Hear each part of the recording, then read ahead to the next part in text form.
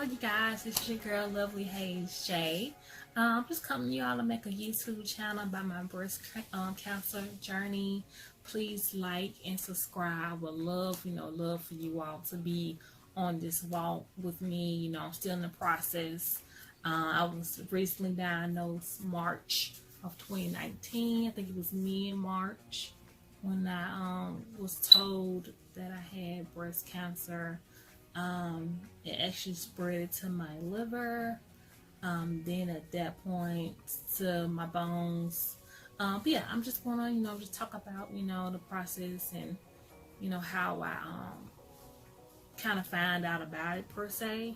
It was actually kind of strange, but hey, I'm just gonna just do a little chat with y'all. But yeah, basically, I had moved to well, at first, I was nursing in the beginning, and I had called my doctor, and I was just like, hey, I have a little lump, and they were just like, oh, it's just a clogged milk duct, and it was like, just get a warm cloth, take a hot shower. I was like, okay, and to be honest, I didn't think nothing else of it. And after that, I just always thought, maybe I just had clogged milk ducts. Then months went by. I ended up actually moving to Arizona, and when I had moved there into our new house, my back had went up. I was thinking maybe because it was the stairs. We had stairs in our house, and we didn't have it in our previous home. So, and then I had, my 1-year-old. So I was like, well, maybe just come from me carrying her up and down the stairs. Back went out. So then at that point, I was like, okay. Wow, it really, really hurt like that. And I'm like, I'm so young to have back problems. So at that point, a lot of people recommend, oh, let's go to a chiropractor, things like that. So, end up going, see a chiropractor, they would say, oh, we're going to fix you up and things like that. So went for a while, still wasn't really getting good. Pain was getting worse to the point where I could barely walk or even get into the car. I have kind of like a high truck. So when I used to try to get into the car, it would be painful. That's how bad I was hurting. So I was going to work every morning, y'all. Literally popping Tylenol. Extra strength. It was bad. And then, so one day I was like, okay, I'm just going to go to the ER. Got to the point. Went to the ER. Went to the ER. ER did inform me that they found something on my liver, but they wasn't sure exactly what it was. And they wanted me to go get an MRI done. So I was just like, okay. At the time, starting the position, I was just like, I don't have time to take off work. Let's go get an MRI. So I kind of put it off, unfortunately, I suggest tell people don't ever do that. You got to have your health in line before a job. So it was kind of my fault. I put it off, then eventually, after my training got done, I was like, okay, when I got the test done, got the results back. Really then they told me I had to go see another specialist so they can actually read my results to me. By that time, I ended up going to ER again because the first time I went, I was still in pain. So I went back to the ER, and that's when they was just like, man, we're just going to have to do everything here.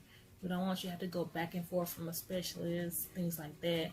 So they was like, okay, we're going to take a liver biopsy. I was like, okay, that's fine. And that's when I had to stop breastfeeding. Yeah, literally, it was like the pain medicine, it's bad for your baby. So, literally, at a snap of the finger, I had to stop. So, that was really hard. That's all my baby knew was breast milk.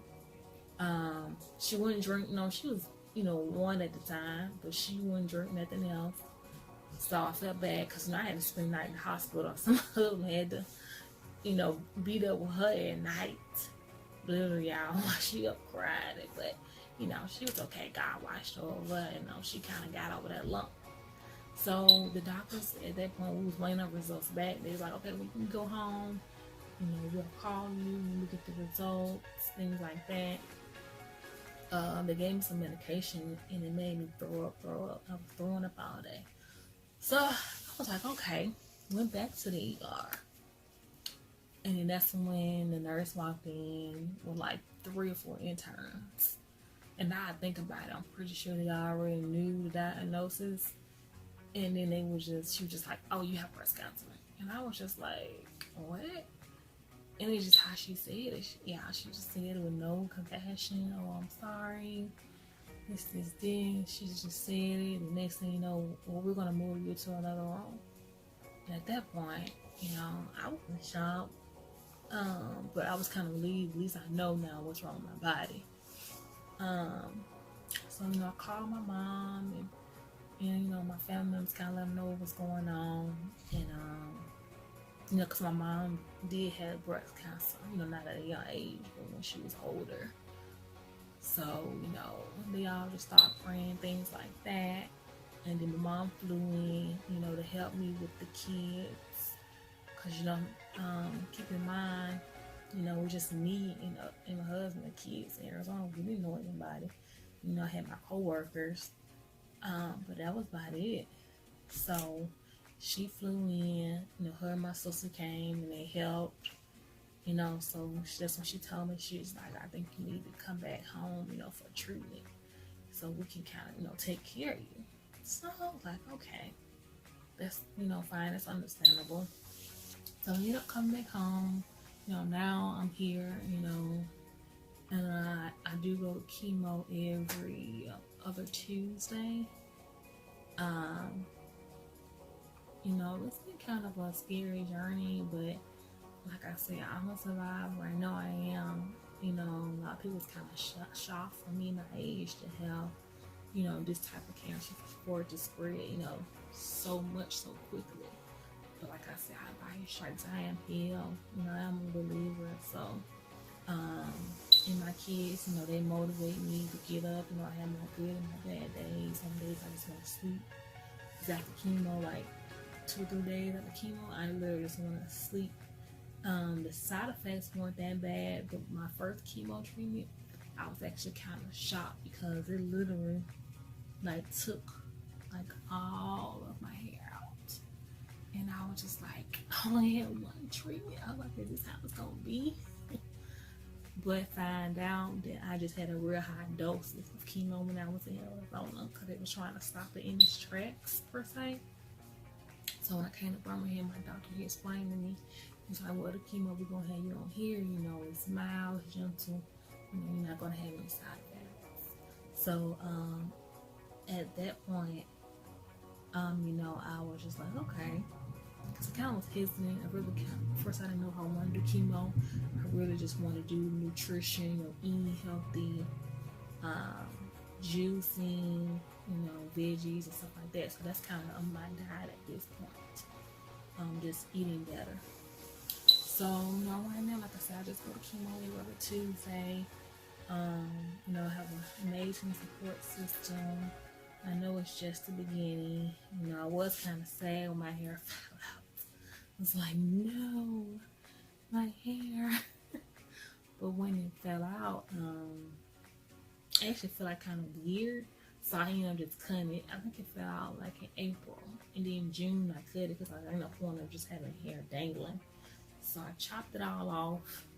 I think in May. But now it's actually growing back. I have like a little fuzz now.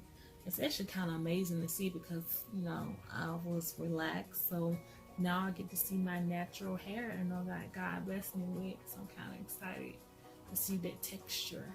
It's actually kind of like straight up. Like I thought when my hair would grow back, it would be curly, but it's actually growing back like straight. Like I'm going to show you all one of my videos. And after that, I'm going to take my wig off now. But, yeah, so far that's the journey, and I still have many months to go. Hopefully I'm ask my doctor my next appointment, how long do I have left on chemo? What's the range? Normally they check you every 3 months to see the progress. So I think my progress appointment is coming up soon.